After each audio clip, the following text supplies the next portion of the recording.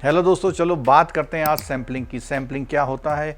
बहुत बड़ी पॉपुलेशन या कोई ऑब्जेक्ट, आइटम, एलिमेंट्स, इवेंट्स में से जब आप कुछ उसमें से सेलेक्ट करते हैं और सेलेक्ट करने के बाद उनके कुछ स्टैटिस्टिक्स यानी उनके बारे में जो जानकारी मिलती है, उस जानकारी से हम उस पूरी पॉपुलेशन के बारे में जो इन्फरेंस यानी अंदाज़ा या अनुमान लगाते हैं, उस मेथड को सैम्पलिंग कहते हैं। और ये सैम्पलिंग दो प्रकार की होती है, एक होती है जजमेंटल सैम्पलिंग और दूसरी होती है रैंडम सैम्पलिंग। जजमेंटल सैम्पलिंग को हम नॉन रैंडम भी बोलते हैं, जबकि रैंडम सैम्पलिंग को हम प्रोबेबिलिटी सैम्पलिंग भी बोलते हैं। जो रैंडम सैम्पलिंग होती है फिर वो चार तरह की होती है, जिसमें पहला है सिंपल रैंडम सैम्पलिंग, दूसरा होता है हमारा सिस्टमेटिक सैम्पलिंग और तीसरा होता है स्ट्रैटिफाइड और चौथा होता है क्लस्टर सैम्पलिंग। ये चार तरह की रैंडम सैम्पलिंग के टाइप्स होते हैं। रैंडम सैम्पलिंग का पहला होता है simple random sampling. Simple random sampling बिल्कुल प्योरली है, किसी के भी ऑप्ट होने के चांस जहां बराबर होते हैं।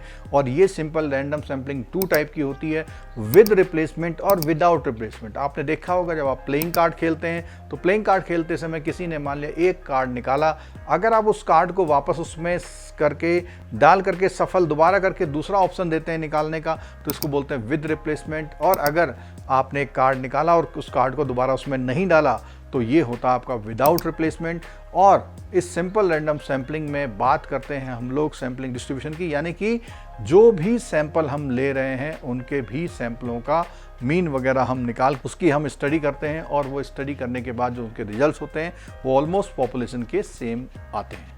सिस्टमेटिक सैम्पलिंग क्या होती है? तो सिस्टमेटिक रैंडम सैम्पलिंग होती है अगर हम किसी पॉपुलेशन में जहां पर हम सैंपल लेने जा रहे हैं कोई क्राइटेरिया, चाहे वो समय पे डिपेंड करता हो, चाहे वो डिस्टेंस पे डिपेंड करता हो, चाहे वो उसके सीक्वेंस नंबर पर, सीरियल नंबर पर डिपेंड करता हो। जैसे कि मामले हमने माना कि हर 10th बच्चे से हम पूछेंगे कि आपका वेट क्या है, या हमने कहा हर 10 मिनट में जो भी सिनेमा हॉल में एंट्री करेगा उससे पूछेंगे उसकी फैमिली की इनकम क्या है, या हमने हर 1 किलोमीटर पर जो भी हाउस आता है उसके बारे में कुछ जानना चाहा। तो दोस्तों ये था हमारा सिस्टमेटिक सैम्पलिंग का एग्जाम्पल। स्ट्रैटिफाइड सैम्पलिंग क्या होती है?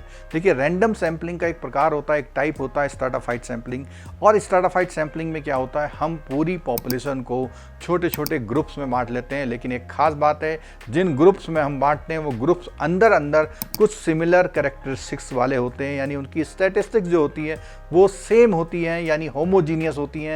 लेकिन एक स्टाटा 2 स्टाटा 3 ये सब स्टाटा को अगर अलग अलग एज ए कंपेयर किया जाए तो उनके जो वैल्यूज़ होती हैं, जो पैरामीटर आते हैं या स्टैटिस्टिक्स आती है वो हेट्रोजीनियस होती है। यानी कि अगर एक स्टाटा का एवरेज वेट 45 आ रहा है तो दूसरे स्टाटा का 56 आ रहा है, तीसरे स्टाटा का 76 आ रहा है। इस तरह ये अलग अलग स्टाटा में जो हेट्रोजिनिटी है। लेकिन अगर हम किसी स्टाटा के अंदर अंदर की बात करें, अगर हमने देखा कि उसका 45 एवरेज वेट है, उनके जो भी आइटम हमने ऑप्ट किए हुए हैं तो लगभग सभी का 45 के आसपास होगा, बहुत ज़्यादा वेरिएशन वहाँ देखने को नहीं मिलेगा। तो इस तरह की सैम्पलिंग को बोलते हैं स्ट्रैटिफाइड सैम्पलिंग।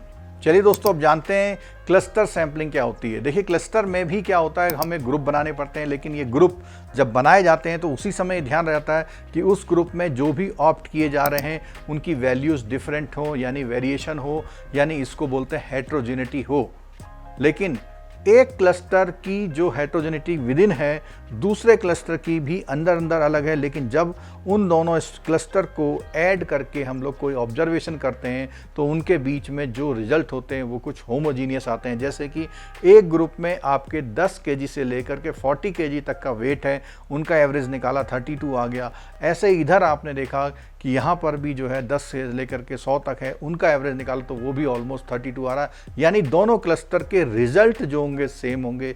स्टाटा में क्या होता है, अंदर अंदर रिजल्ट सेम होते हैं, लेकिन जब दो स्टाटा को ले आता है तो दोनों के बीच के रिजल्ट डिफरेंट होते हैं। क्लस्टर में अंदर अंदर के रिजल्ट जो होते हैं डिफरेंट होते हैं, लेकिन दो क्लस्टर को जब कंपेयर किया जाता है तो वो बन जाता है सेम रिजल्ट वाला। तो दोस्तों ये था क्लस्टर सैम्पलिंग का। और भी ऐसे वीडियो देखने के लिए चैनल को सब्सक्राइब कर लीजिए।